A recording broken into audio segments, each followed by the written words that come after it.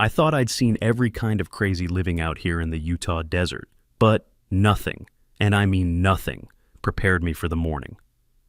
I found an HOA gate welded across my private road. No warning, no permission, just a giant steel barricade telling me I needed their authorization to reach my own house. 15 minutes later, my cop buddy showed up. And I didn't just take the gate down. I made sure that entire HOA regretted the day they ever learned my name. It had been nearly 7 years since I'd moved out here, out to my own slice of nowhere, and I never once regretted it. 20 acres of rugged Utah terrain, tucked far enough off the county road that the world felt like it ended half a mile before you reached my mailbox. The land wasn't pretty in the way realtors like to brag about. It was pretty in the way only solitude can be. The quiet kind, the honest kind, the kind that doesn't apologize for anything. Out here, the sky isn't just above you, it's everywhere. A blue so wide it swallows you whole. A blue that makes your problems feel smaller, whether you want them to or not. Some days, I'd walk out my front door and swear I could see the edge of the earth curling away from me. And the road, Lord, that road was my pride. 4,000 feet of dusty, uneven freedom cutting through sagebrush and rocky ground, winding like a stubborn old river toward the small house I'd fixed up with my own 2 hands. The deed listed it plain as day. Private access. Sole owner, Jacob K. Field. No shared access, no easement, no community management, just mine, the way land used to be. Every morning I'd roll down that road in my old F-250, coffee in one hand, dog hanging its head out the window, tail slapping the dashboard like a metronome. The dust would billow up behind us in long golden plumes, lit by the sunrise like smoke from a campfire. That sight never got old. Nobody ever came out that way. Not unless they were lost, desperate, or the kind of delivery driver who cared more about finishing his shift than self-preservation. Most days it was just me, the dog, and the wildlife. Mule deer drifting like ghosts through the brush, coyotes trotting along the edges of the road, pretending they weren't watching me. That silence, that stillness, it was worth more than gold. That's why I bought the place. That's why I stayed. 7 years of peace shapes a man. It makes him calmer, more patient. But it also sharpens his sense for when something isn't right, the way a seasoned rancher can smell rain long before the clouds gather. Looking back, maybe I should have noticed the signs, the drop in mail volume, a stranger's tire tracks where there shouldn't have been any, the sound of metal clanging in the distance one night, faint but unusual. Little things you dismiss at the time because the world has taught you to ignore anything that doesn't scream.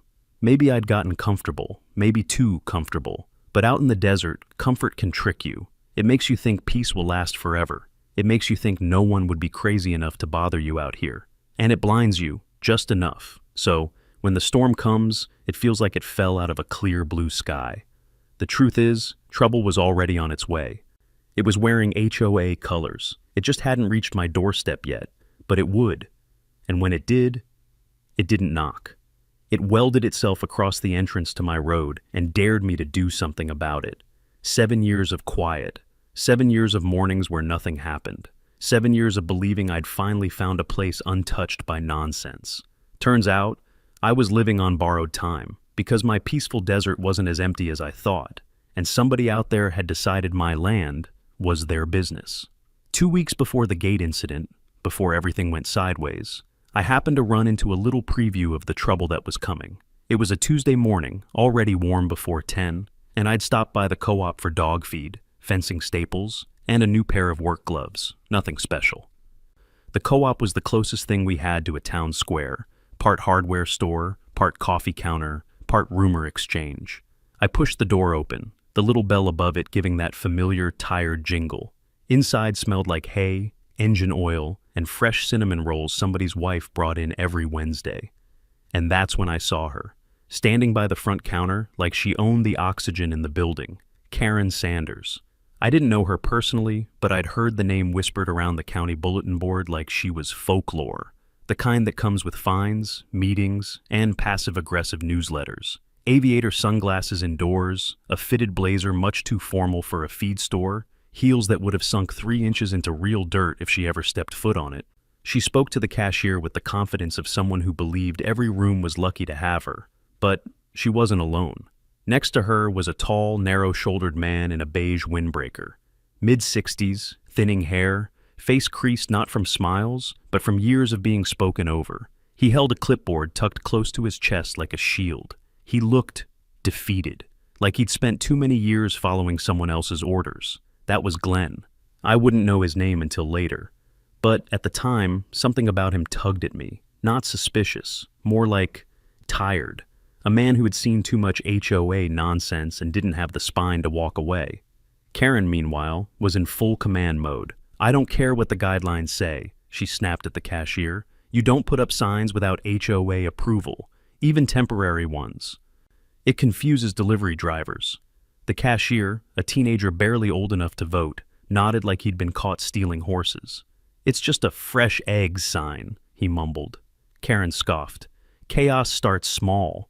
She said it like she was quoting scripture. I grabbed my cart and tried to mind my own business, but there are some personalities in this world that force themselves into your field of vision. Karen was one of them. Her voice carried like she wanted the whole store to hear how important she was. Glenn hovered behind her, an afterthought. Every time Karen made a gesture with her clipboard, he flinched just a little, barely noticeable, but enough for me to pick up on it. When I got closer to grab a box of decking screws, Karen finally turned toward me, her sunglasses tilted down. Just enough for her to give me the scan, that up-and-down judgment HOA presidents seem to be born with. She muttered. "You must be one of the off-grid types." I smiled politely. "Something like that." She stepped forward, extending a perfectly manicured hand. "Karen Sanders, president of Cedar Summit Ranch HOA. I nodded. Didn't shake her hand. Not out of rudeness, just not my style. "Jacob K. Field," I said. "I live a ways south of here." Her eyebrows lifted behind the sunglasses. "Oh, that land." Like she'd just smelled something sour. "Interesting location. Not many people choose to live outside community oversight." I shrugged. "That's the point." Glenn's eyes flicked toward me, quick, curious, almost apologetic. Karen's smile tightened, like she wasn't used to people not bending the knee. "Well," she said, tapping her clipboard sharply, "just know Cedar Summit values safety and order. We keep track of everything happening in the area." "In the HOA area," I corrected gently. Her smile thinned further. "Of course," she said, but the edge in her voice said otherwise. She turned and strutted toward the exit, heels clacking like a metronome of self-importance. Glenn followed her a few steps behind, still holding that clipboard, still avoiding eye contact. As she pushed open the door, I heard her say, "Come along, Glenn. We have a meeting at 2. There are updates." Updates. I didn't know it then, but that word would come back to haunt me. They stepped outside, sunlight flashing off her sunglasses like a warning flare. I stood there for a moment, one hand on the dog food bag, watching her SUV pull away. Burgundy with HOA decals on both doors. The kind of paint job that screams rules even from a distance. Something in my gut twisted. Not fear, not paranoia, just instinct. I'd lived long enough out here to trust my instincts. And that morning in the co-op, something whispered, "This woman's gonna be trouble." I brushed it off, paid for my things, loaded the truck. But as I drove home, dust trailing behind me, the sound of her heels still echoed faintly in my memory. Sharp, invasive, unwelcome. I should have paid attention. But I had no idea how fast things were about to escalate, because the next time Karen Sanders crossed paths with me, she wasn't waving a clipboard. She was blocking my damn road. 2 mornings after that co-op encounter, the desert felt different. I couldn't explain it. Nothing looked out of place at first. The sky was clear, the air cool, the sunrise slow and gold, the kind of quiet morning you'd frame if you could. But something tugged at the back of my mind. A tension. A wrongness. My dog felt it too. He sat upright in the passenger seat, ears perked, watching the road with that alert posture animals get when they sense something we humans overlook. We rolled down the county road like always, turning toward the little dirt entrance that led home, the road I'd driven thousands of times. Except today, as the bend straightened into the final stretch, I saw it. A dark shape where there should have been nothing but open air and sagebrush.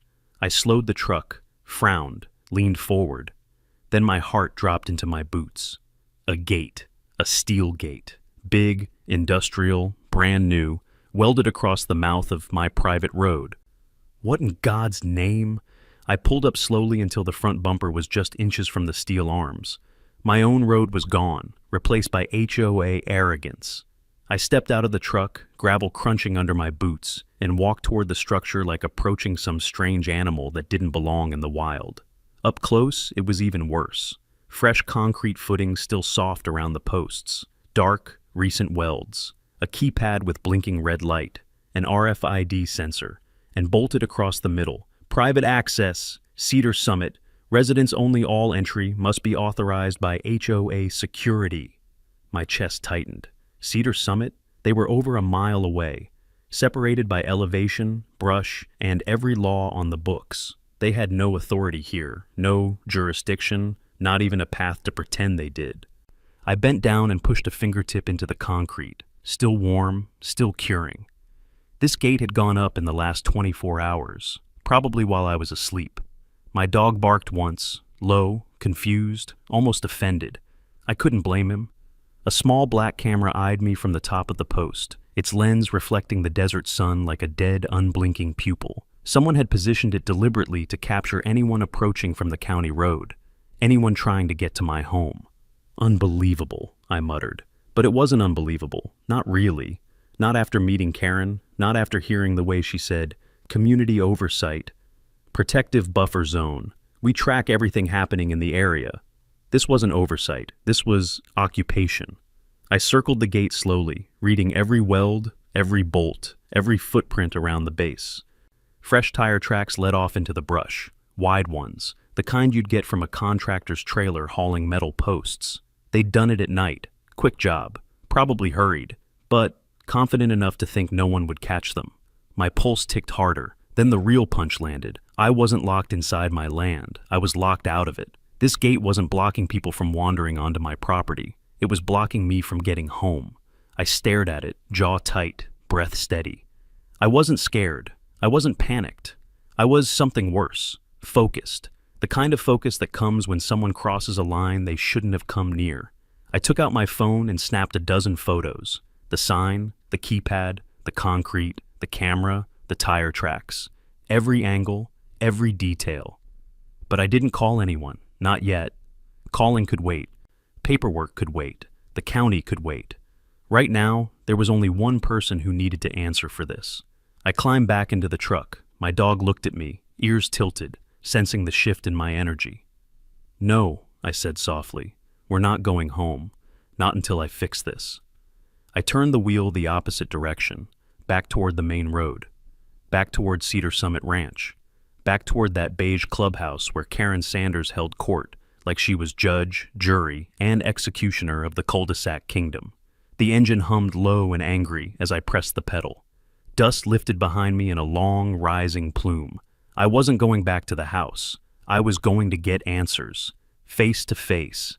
And the woman who welded a gate across my private road was about to have the worst morning of her life. I drove straight from the blocked road to Cedar Summit Ranch, dust trailing behind me like a storm warning. My truck rumbled into their neatly paved parking lot, the kind of pristine asphalt that looked like it had never seen a real day's work. Fake perfection. Exactly the kind of place Karen would feel at home. The HOA clubhouse stood at the center of the development like a government building pretending to be classy. Beige walls, oversized columns, a flagpole proudly flying a banner with the HOA logo, a stylized mountain range no one living here had ever actually hiked. I parked crooked, on purpose. Before I even killed the engine, I felt eyes, neighbors walking dogs, a jogger, a couple trimming hedges to some ridiculous HOA-approved height. All of them glancing over just long enough to register. Outsider. I stepped out of the truck and marched straight toward the clubhouse doors. Inside, the air smelled like printer toner, disinfectant, and whatever overpriced candle Karen thought made the place seem professional. The floor was spotless tile. The reception desk was unmanned, but voices drifted from the meeting room. Karen's voice, clear, sharp, overconfident. As long as the community supports our safety measures, we can move forward with Phase 2. Phase 2? I pushed open the meeting room door without knocking. The room froze. At the front of the conference table stood Karen Sanders in a cream blazer, heels planted like she was giving a TED Talk on micromanagement. Behind her sat two board members, and off to the side, clutching paperwork, stood Glenn, shoulders slightly hunched, eyes wide. Karen blinked once at me, then smiled with that politician smile she'd perfected in front of her bathroom mirror. "Well, Mr. Cafield," she said, as if greeting someone mildly inconvenient, "to what do we owe this surprise visit?" I held up my phone. On the screen, a clear photo of the steel gate welded across my road. "You want to tell me," I said slowly, "why I can't get home?" Karen didn't flinch. "This is a simple misunderstanding," she said. "Cedar Summit is expanding its protective buffer. We're implementing new access control to my land?" I cut in. "My private road? My deeded property?" One of the board members cleared his throat. "Well, technically the surrounding area." "Technically," I said, stepping forward. "You all broke the law." Karen let out a small laugh, the kind people make when they think they're dealing with someone beneath them. "Oh, Mr. Cafield, you rural types always misunderstand jurisdiction. This isn't personal. This is about safety. We have residents concerned about unknown vehicles near the perimeter." "I live near your perimeter," I said. She tapped her clipboard. "We're aware." Something about the way she said it, calm, smug, hit me wrong. I took another step closer, lowering my voice. "You welded a gate across my road." "Our contractor installed an access control barrier," she corrected. "You blocked me from entering my own property. It's temporary. You put a camera on it. For monitoring. You told me at the co-op that you were tracking everything in the area." She shrugged, like she didn't remember or didn't care. "That road is within our buffer zone," she said. "No," I snapped. "That road is mine." Karen folded her arms, tone tightening. "If you'd like access, Mr. Cafield, you can easily fill out our authorization request. Once the board approves it, we'll issue you a temporary code." I stared at her, barely believing what I was hearing. "You want me," I said, "to apply for permission to drive on my own property?" Glenn shifted behind her, his lips pressed together. His eyes flicked to me, then to Karen, then away. A crack. Small, but there. Karen lifted her chin. "As I said, it's standard procedure."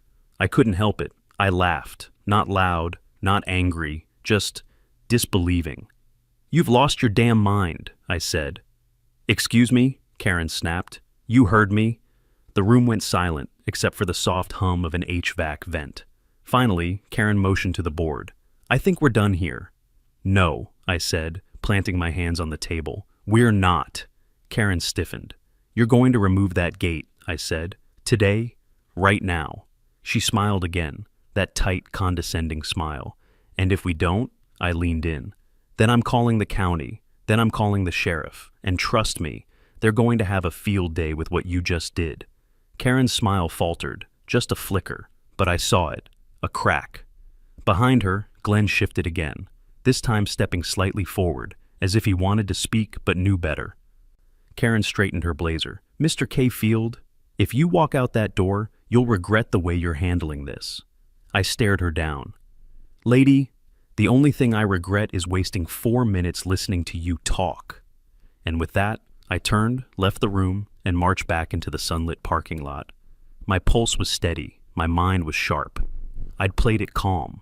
Because the next step wasn't arguing, it was bringing in someone who actually had authority. Someone who knew the difference between an HOA dispute and a crime. Someone named Lieutenant Mark Dorsey. Driving away from the HOA clubhouse, my hands were tight on the steering wheel, not shaking, just locked in place. Like my body already knew this wasn't something I was going to solve with polite conversation or forms or whatever Karen called procedure. I didn't go home. Couldn't go home, because home was blocked by them. So instead I swung the truck around to a pull-off near the county road, grabbed my phone, and scrolled to a name I trusted more than any HOA board combined. Lieutenant Mark Dorsey. I hit call. He answered on the second ring, voice calm and gravelly like always. "Dorsey." "It's Jake," I said. "I've got a situation." "What kind of situation?" "The illegal kind." A pause, not hesitation, calculation. "Where are you?" he asked. "About 100 yards from the mouth of my road." "Stay put," he said. "I'll be there in 15. 15 minutes, not 16, not 20. 15. That's the kind of man Dorsey was. I waited in the shade of a juniper, dust swirling in slow spirals along the county road. My dog sat beside me, tail thumping anxiously. Then, right on time, I heard the low rumble of a county sheriff cruiser making its way toward me. Silver, dusty, reliable. Dorsey pulled up, stepped out, and adjusted his belt. He wasn't a tall man, but he carried himself like a granite boulder, slow-moving, immovable, and absolutely done with everyone's nonsense. His eyes took me in quickly. "You look like you've had a morning," he said. "You haven't seen anything yet." I motioned him to follow. We walked those last 100 yards to the gate. Dorsey stopped dead when he saw it. "You've got to be kidding me," he muttered. He walked closer, bending down to inspect the fresh concrete, running a hand over the steel, tapping the keypad with 2 fingers, like checking if it was real. "They welded this?" he asked. "Last night, looks like." He glanced at the camera on the post, little black eyes staring right back. "That yours?" he asked. "No." "Figures," he said. He stepped back, hands on hips, lips pressed flat. The expression he got when he saw something so stupid it made his blood pressure spike. "All right," he said quietly. "Walk me through it." I told him everything. The co-op encounter, the HOA claim about a buffer zone, Karen's arrogance, the clubhouse confrontation, everything she said, and everything she ignored. Dorsey listened without interrupting, the way only a seasoned lawman can. When I finished, he shook his head. "They really blocked your road," he said. "Your deeded road." "Yep." "That's criminal obstruction." "Yep." "And they filmed you approaching your own property." "Yep." "And they told you needed a code." "Yep." He exhaled like a man who had just read the last chapter of a very stupid book. "Well," he said. "That's enough for me." He reached for his radio. "Wheeler, get over here," he said. "Bring a toolbox." 10 minutes later, another cruiser arrived. Officer Wheeler stepped out, younger, more jittery, the kind of guy who looked like he'd rather be investigating a bank robbery than whatever HOA circus had just rolled into our county. He took one look at the gate and groaned. "Oh no," Wheeler said. "Is this HOA stuff?" "Yes," Dorsey replied, "and we're not putting up with it today." He turned to me. "You got bolt cutters?" "No." He nodded at Wheeler. "He does." Wheeler trudged back to the cruiser, muttering under his breath, and returned with a set of heavy-duty bolt cutters. Before he even positioned them, we heard tires rolling on pavement. A white SUV, HOA logo on the side. It stopped right at the other end of the gate. Door opened. And out stepped Karen Sanders, sunglasses on, clipboard in hand, expression already annoyed like we were late to a meeting she hadn't scheduled. "Officers," she said sweetly, "can I help you?" Dorsey didn't miss a beat. "Yeah," he said, "you can explain why you installed a barrier across private property." Karen smiled the smile of someone who believes rules only apply to other people. "This isn't private property," she said. "This road falls within our protective—" "No, ma'am," Dorsey cut in. "It does not." Karen blinked once, offended. "Well, we have safety concerns." "You don't get to create your own law," Dorsey said. "You don't get to weld gates on someone else's land. And you don't get to block a man from entering his own home." Karen frowned, adjusting her sunglasses. "That gate is HOA property," she declared. "No," I said. "It's trespassing equipment." Wheeler snorted. Dorsey pointed at him. "Cut it." Karen erupted. "You can't do that. You have no authority to—" Dorsey didn't even look at her. "Wheeler," he repeated. The bolt cutters closed with a sharp, metallic snap. The lock dropped to the dirt. The gate sagged. Karen's jaw dropped. I swear even the camera tilted away like it didn't want to record the embarrassment. Dorsey folded his arms. "Gate comes down," he said. "Today. Legally." Karen sputtered something about calling county officials. "Go ahead," Dorsey said calmly. "They'll agree with me." Karen's face went rigid, a porcelain mask starting to crack. She snapped her clipboard shut with a sharp clack. "I hope you understand," she said, voice trembling with frustrated authority. "This isn't over. HOA security will be reviewing this incident, and we will be issuing consequences." Even Dorsey raised an eyebrow. "Ma'am," he said, "the only consequence here is you trespassing on someone's land." Karen jabbed a finger toward me. "You'll regret undermining community safety protocols," she hissed. "All of this will be documented." She turned sharply to leave. too sharply, and her right heel slipped on loose gravel. She caught herself at the last second, pretending nothing happened, but everyone saw it. Wheeler looked away to avoid laughing. Dorsey didn't bother hiding his smirk. Karen yanked open the SUV door and jumped in. But when she threw it in reverse and hit the gas, the rear tires spun in place, screaming against the gravel. No traction. She was stuck. For 3 long seconds, all we heard was her engine whining in pure humiliation. Finally, she rolled the window down 2 inches. "It's the terrain," she barked. "This soil is unstable." Dorsey deadpanned. "Ma'am, that's called user error." Karen floored it again. This time the SUV jerked backward, fishtailed wildly, and tore off in a cloud of dust and wounded pride. Dorsey watched her go and blew out a breath. "Well," he said, "that went about how I expected." I folded my arms. "That's the problem. She expected it to go differently." He nodded. "And that, Jake, is when people like her get dangerous." I looked down at the broken gate lying in the dirt like a defeated animal. "Oh yeah," I said quietly. "She's not done." The morning after the gate came down, I was still sweeping metal shards off the dirt when my phone buzzed. Not a call, an email notification. I wasn't subscribed to anything HOA related, so that alone was suspicious. A neighbor forwarded it with a note. "Thought you'd want to see this." I opened the Cedar Summit Ranch Community Bulletin. Urgent safety announcement. The subject line already made my jaw clench. Then I read the body.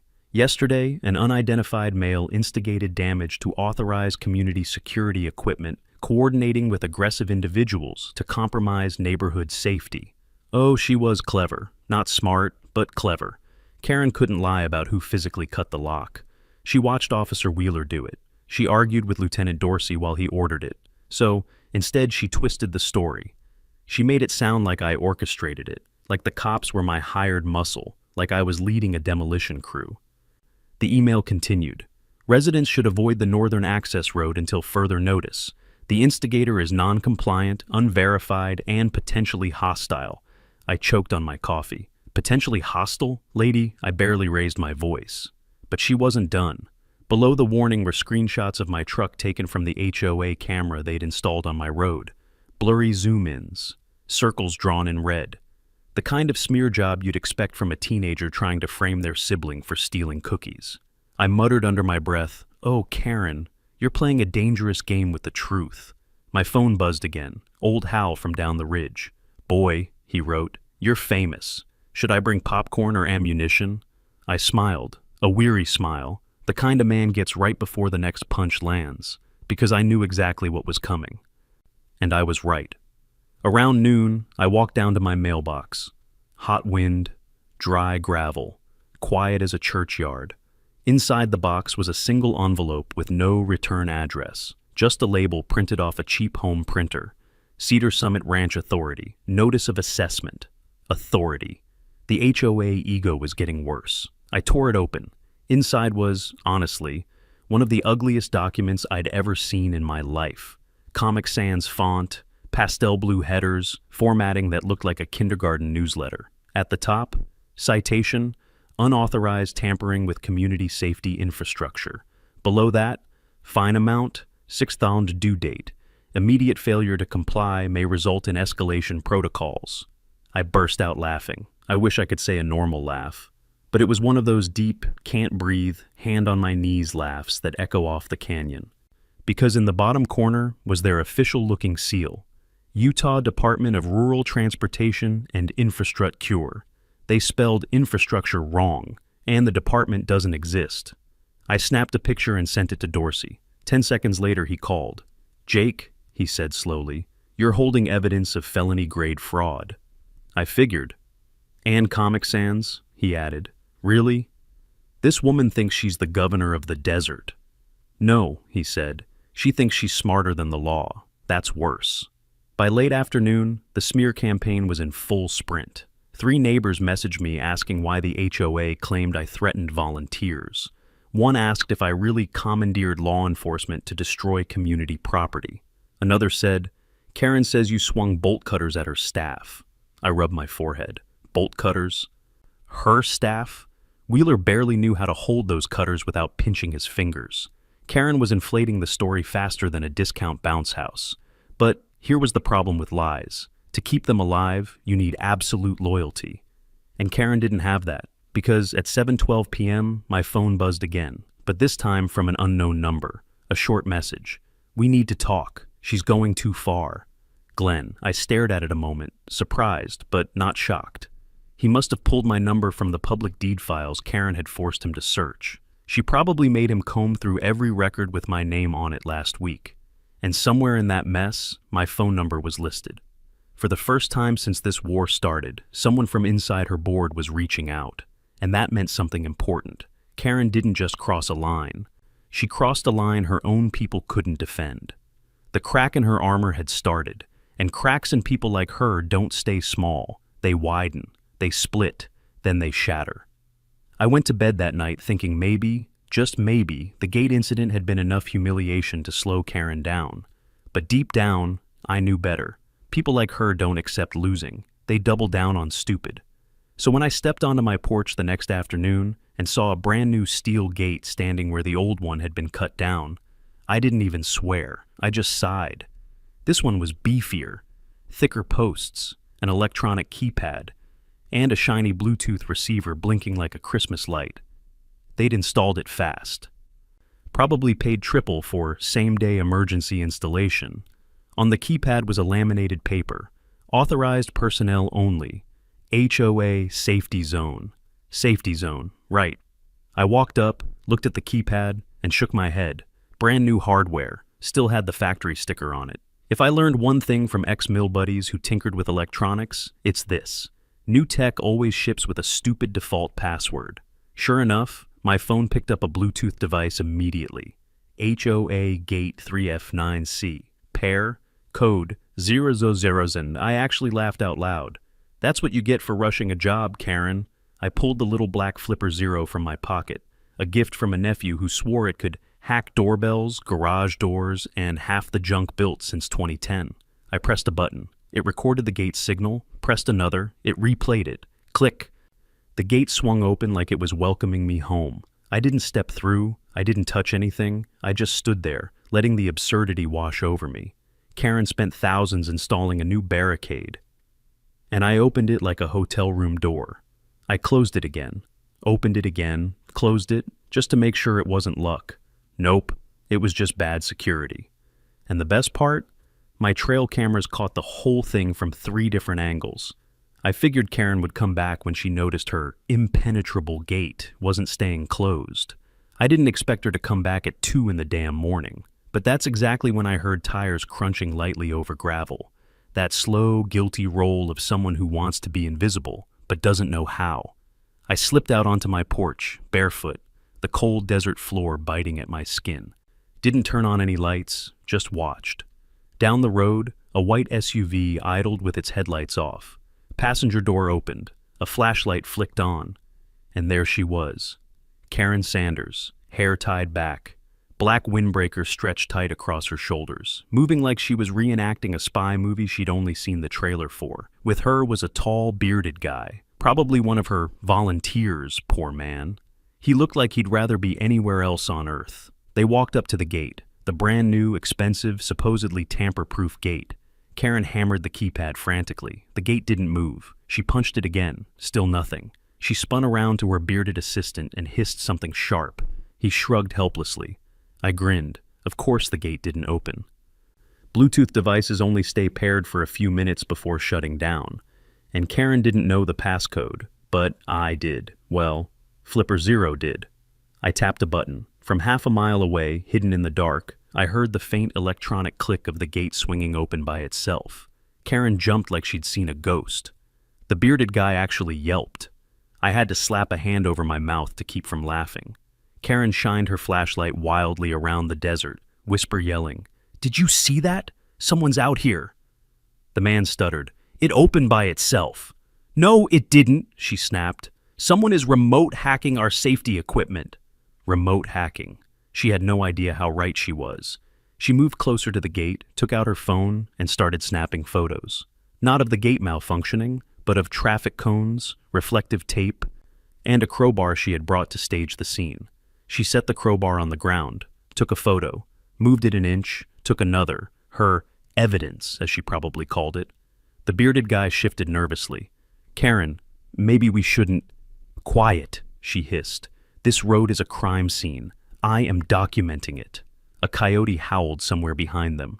Karen froze, beamed her flashlight into the darkness. For 3 seconds, nobody moved. Then, she stepped backward and landed directly on her own crowbar. It clanged against the gravel with a metallic slap that echoed up the ridge.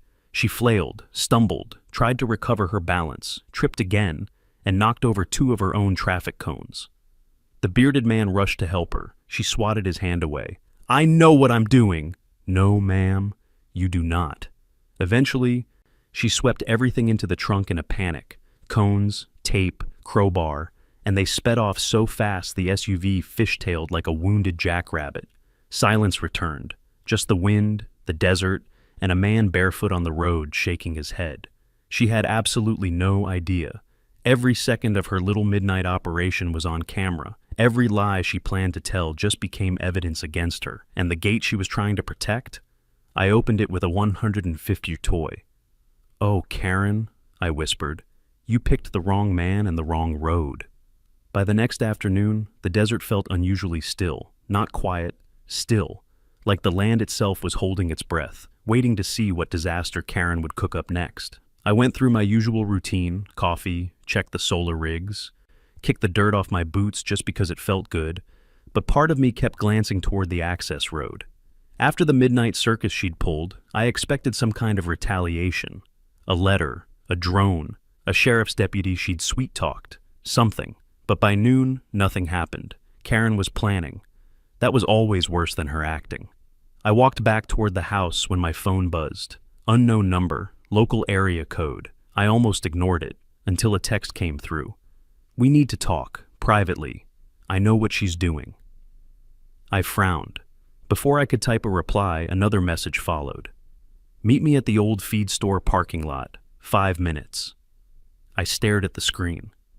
I didn't like anonymous anything. Messages, calls, people. Out here, unexpected contact usually meant trouble. But something about that phrasing, we need to talk. I know what she's doing. Only one person would phrase it like that, Glenn. And sure enough, as I drove down the short stretch to the feed store, there he was, leaning against a dusty silver Hyundai, arms crossed tight like a man bracing for a storm. He looked jumpy, eyes darting, shoulders pulled up like he expected Karen to materialize out of thin air. I parked beside him and stepped out. He didn't even say hello. You got cameras on your place, right? He asked, voice low. I raised an eyebrow. Plenty. He nodded, relieved and afraid at the same time. Then he blew out a breath and rubbed his temples. I can't keep doing this, he muttered. She's gone too far this time. All right, I said gently. Start from the beginning. He glanced around again, making sure no one else was in earshot. Then he said it. I saw her last night. I kept my face calm. Near the gate, he swallowed. She told everyone she was homesick, said she had a migraine and needed darkness. Meanwhile, she dragged me and that poor maintenance guy out there at 2 a.m. Let me guess, I said. She brought cones, tape, and a crowbar. His eyes widened in surprise. You saw that? Cameras, I said simply. They caught all of it. He let out a shaky laugh. I knew it, he whispered. I knew she'd get sloppy. He reached into his jacket and pulled out a folded stack of papers, creased, worn, handled too many times. He held them out to me with 2 trembling fingers. I made copies, he said. If she finds out I did, she'll skin me alive. I unfolded them. Internal HOA Slack messages, screenshots, board discussions. And there it was, Karen's written plan. Word for word. He won't fight back. Guys like him don't know the law. Another. If we control the road, we control him. Doesn't matter what the deed says. Pressure works. And the worst one of all, if we need an agreement on file, just make one. Alan's in Alaska. No one's checking signatures. I stared at the page. Part rage, part disbelief, part relief. Finally, proof of her intent. Glenn saw my face and immediately raised both hands. I didn't write any of that, he said quickly. She dictated half of it while pacing around the conference room like a prison guard. Why come to me? I asked softly. He blinked, surprised by the question. Then he sighed. "Because I'm tired," he said. "Tired of being bullied. Tired of watching her destroy people's lives because she gets bored. Tired of pretending I don't know she's rotten to the core." He wiped sweat from his brow. "And because you're the only one she can't push." There was something in his voice, not admiration exactly, but recognition. A man realizing that a storm bigger than himself had finally met a mountain that wouldn't move. I folded the papers carefully. "You understand?" I said. "This is enough to burn her entire house down." He nodded. "That's why I'm not putting my name on it," he said quickly. "I can't. I've got a mortgage, a wife with medical problems. I'll get crushed." I nodded back.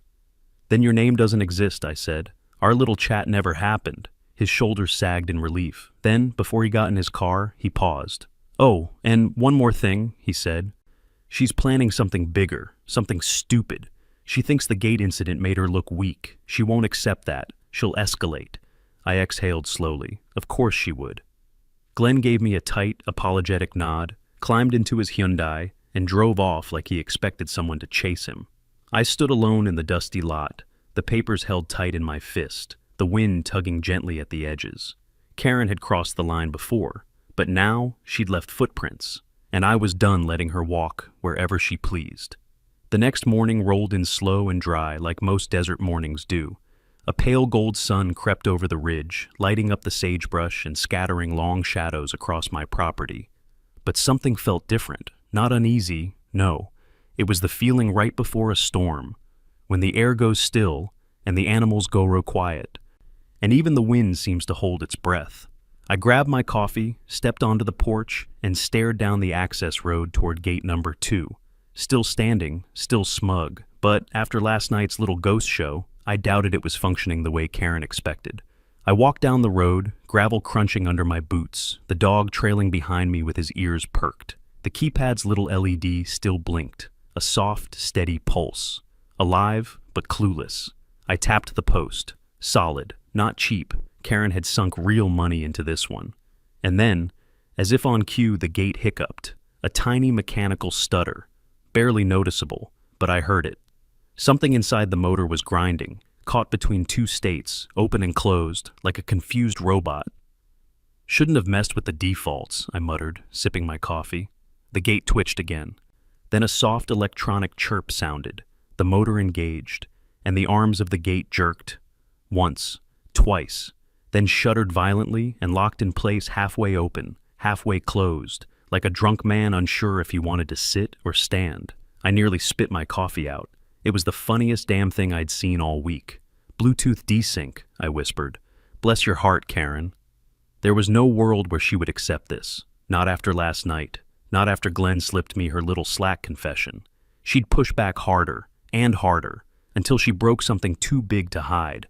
I had no intention of touching the gate myself. Not a bolt, not a wire, not even a smudge. I wanted everything preserved exactly as it was, because I already knew what was coming next. And I wasn't wrong. At 9:17 a.m., a white HOA SUV rolled down the road from the Cedar Summit side, slower than usual, cautious. It stopped a few feet short of the stuck gate. Karen climbed out. Sunglasses, clipboard, lips pressed so tight they looked welded shut. She walked around the gate like she expected it to attack her, tapped the keypad with one perfectly manicured finger. Nothing. Tapped again, harder, still nothing. I stood far enough away to be not involved, but close enough to watch the show. She punched the keypad, shoved the gate, kicked the post. The gate barely wobbled. Finally, she leaned in and hissed at it under her breath, like the gate had personally insulted her family. Then something happened that made my morning. She pulled out her phone and tried to sync to the Bluetooth receiver. From where I stood, I could hear the faint, angry beep beep beep of failed pairing attempts. She was trying every code she knew. 000, 1111, 1234, 2580. Nothing worked. She didn't know the factory reset trick, but I sure did. And the flipper zero in my pocket pulsed like a mischievous little devil, waiting to be used again. I didn't press the button, not now. Karen was digging her own grave. I didn't need to hand her the shovel. After 10 minutes of failing to open her own illegal gate, she called someone, probably her maintenance guy. She paced, gestured wildly, stabbed her finger at the broken motor like she was accusing it of arson. Then she did something that changed everything. She took her sunglasses off, and I saw her eyes, wild, desperate, frustrated, no control, no power, a queen without her crown. And that's when Glenn's warning echoed in my mind. She's planning something bigger, something stupid. He was right. Karen was spiraling, and spiraling people make mistakes. I waited until she drove away, kicking up dust like a wounded coyote fleeing a trap. Then I called the one man who needed to see this, Lieutenant Mark Dorsey. He picked up on the second ring. "Jacob, what now?" "You might want to come and take a look at this gate," I said. "It's having a rough morning." I heard him sigh, long and tired. "I'm already halfway through my coffee." "You'll want to finish it on the road," I replied. "This one's good." 20 minutes later, the cruiser rolled up beside me. Dorsey stepped out, stared at the gate, then rubbed the bridge of his nose with 2 fingers. "Tell me you didn't touch it," he said flatly. "I didn't touch it." "You sure?" "I swear on the dog." Dorsey nodded. That was good enough for him. He approached the gate, inspected the jammed motor, wiggled the half-open arms, checked the cement footings. "Fresh install," he muttered. "Bad calibration, cheap wiring. No permit either," I added. He shot me a look. "Oh, I've already confirmed that. Nothing on file." I shrugged. "Then that's obstruction again, isn't it?" He sighed. "Yeah. And misuse of security hardware, and unauthorized barrier installation, and—" He stopped mid-sentence, then turned, slowly. "Jacob, is that camera new?" I followed his gaze. Up in the branches of an old juniper tree, half hidden, was a little black camera, not mine, HOA branded, pointed straight at the gate and at my house. I felt heat rise in my chest. Dorsey clenched his jaw. "That's surveillance on private property." "Yep. And they didn't get consent." "Nope. That's felony territory." "Yep." He exhaled hard through his nose. "Jesus, Jacob, she's burying herself." I nodded, and for the first time since this nightmare started, I felt the tide turn. Karen wasn't just crossing boundaries anymore, she was sprinting past them, eyes closed, mouth open, screaming the whole way, and the law was finally catching up. Dorsey spent a long moment staring at that illegal camera lodged in the juniper tree. The little lens blinked red every few seconds, recording, transmitting God knows where. He sighed, a deep, exhausted exhale a man only makes after decades on the job. "Jacob," he muttered, "this isn't just an HOA dispute anymore. This is turning into a criminal file." I didn't say anything. Didn't need to. The gate, the camera, the bullshit emergency justification. Karen had crossed a line she couldn't uncross. "Let me call this in," he said. While he spoke softly into his radio, I just stood there with my thermos of lukewarm coffee, watching sunlight shimmer off the broken motor. The desert was silent, still, waiting. When Dorsey clipped his radio back onto his vest, he looked older than he had 10 minutes ago. "She's spiraling," he said, "and spiraling people do dangerous things." Before I could answer, tires rolled up slow behind us, crunching gravel in that guilty way only nervous people drive. It was Glenn. He climbed out of his Hyundai with the jittery body language of a man carrying secrets that weigh more than stone. "Lieutenant," he whispered, you need to see this." Dorsey stepped closer. "What's wrong?" "Son," Glenn swallowed hard. "She's planning a board vote tonight to authorize the HOA to secure all access points affecting resident safety. She's calling your road a public necessity corridor." My jaw tightened. "A corridor," I repeated. Glenn nodded miserably. "She's printing charts, maps, claims of fire hazards. None of it makes sense, but the board, they're scared of her. And she knows it." Dorsey cursed under his breath. "She's trying to fabricate jurisdiction," he said. Glenn's hands shook as he reached into his jacket and pulled out a worn, heavily folded stack of papers. "Here," he said. "I made copies." He handed them to me like someone handing over a confession. Slack transcripts, board logs, and there it was, the written intent. If we control the road, we control him. And the worst line, just make a fake agreement. Alan's in Alaska, no one checks signatures. I folded the pages slowly, carefully, like evidence in a museum case. Glenn's voice shook. "I'm scared of her. She's treating this like a frontier war." I rested a hand lightly on his shoulder. "Glenn, you spoke up when it mattered. He nodded, but fear gnawed at the edges of his expression. "She's not stopping," he whispered. "She's planning something bigger tonight." Then he drove off, dust curling behind him. Dorsey watched him go, jaw clenched. "Jacob," he said, "we're approaching the point where she could lose more than her gait." Meaning? Meaning, if she pushes any further, the DA will open a full file. Perjury, fraud, evidence tampering, surveillance violations. Hell, maybe even attempted seizure of private property under false pretenses. The wind swept across the sagebrush. A storm was forming over Cedar Summit, and I could feel the electricity humming beneath my boots. I walked back toward my house, leaving Dorsey to photograph the malfunctioning gate, the illegal camera, the wiring mess, and the scuffed dirt where Karen had clearly tried and failed to open her own barricade. The dog trotted ahead, the sun climbed, and for the first time in weeks, I felt the tide turning. But the universe wasn't done with me yet, not by a long shot, because sitting on my porch, tucked into the corner of the doormat, was a large manila envelope. No mailman comes this far down the road. UPS won't even try, and the county hasn't delivered anything here in months, which meant only one thing. Someone from Cedar Summit left it. I picked it up. No return label. The back sealed with one of those golden, official-looking stickers you buy in bulk online. I carried it inside, set it on the kitchen table, and opened it with a pocket knife. Inside was exactly what I expected, yet somehow still worse.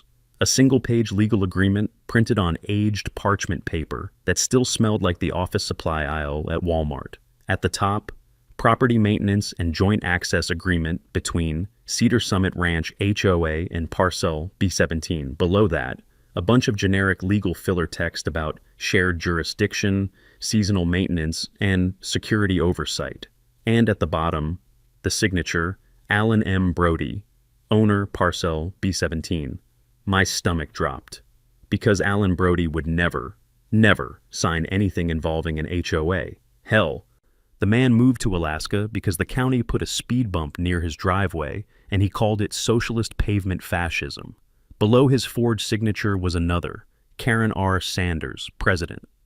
Then a shiny red HOA stamp. But the worst part wasn't the fake signature, or the stamp. Oh no, the worst part was the font.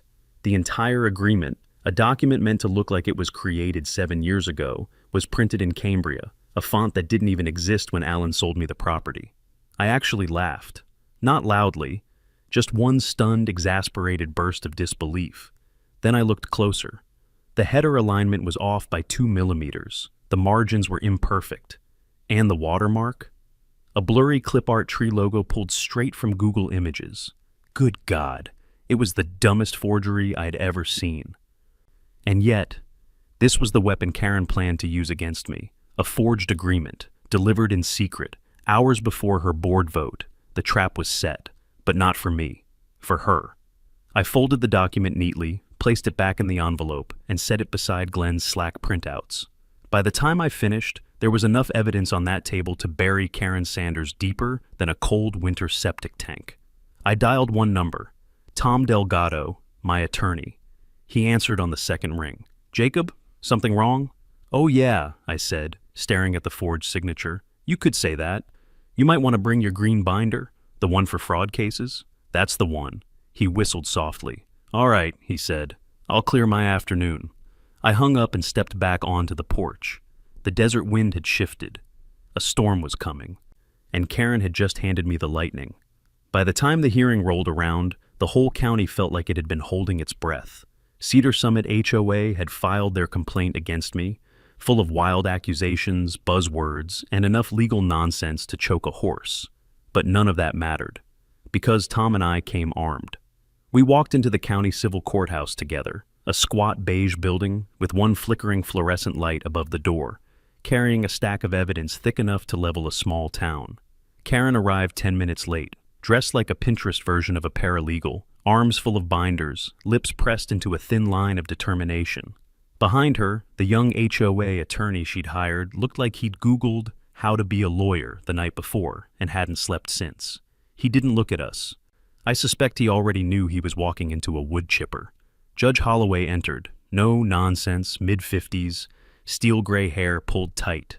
She carried herself like a woman who had seen every variety of stupid rural drama and had long since lost her patience for all of it. "Let's proceed," she said. Karen's attorney stood first.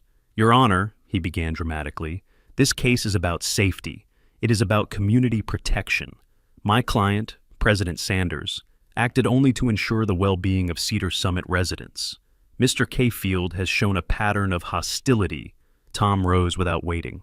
"Objection, argument, not fact." "Sustained," the judge snapped, barely glancing up.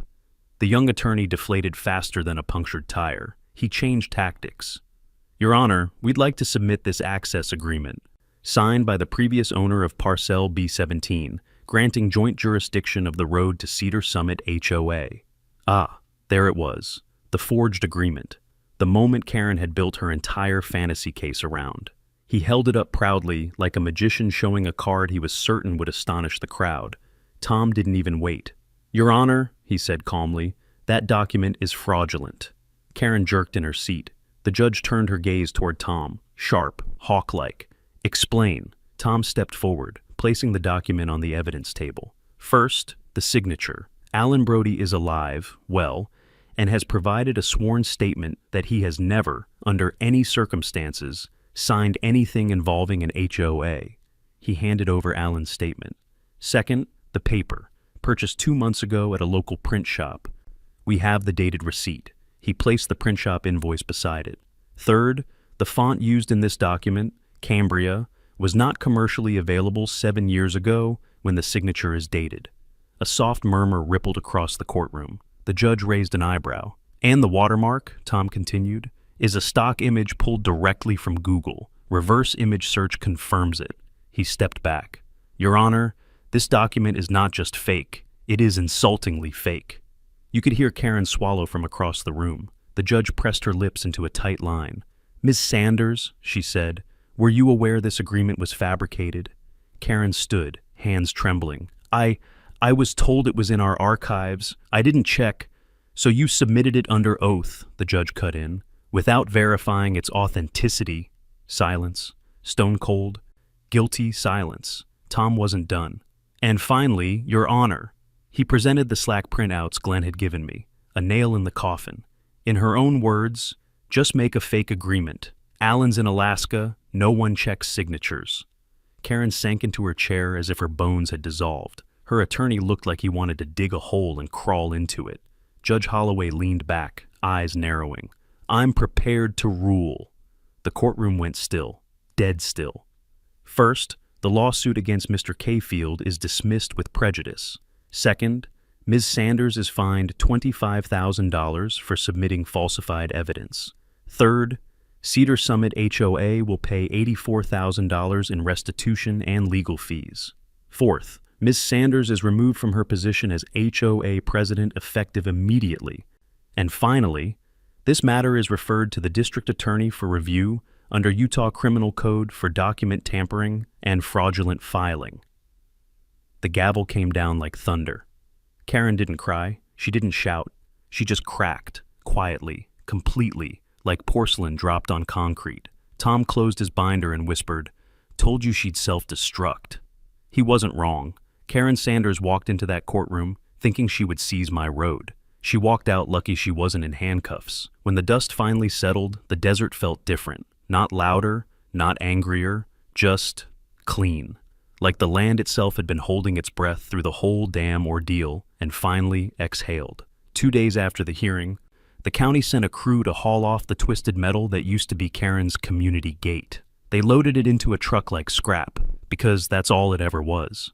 I stood by my fence line, arms crossed, watching it disappear down the road.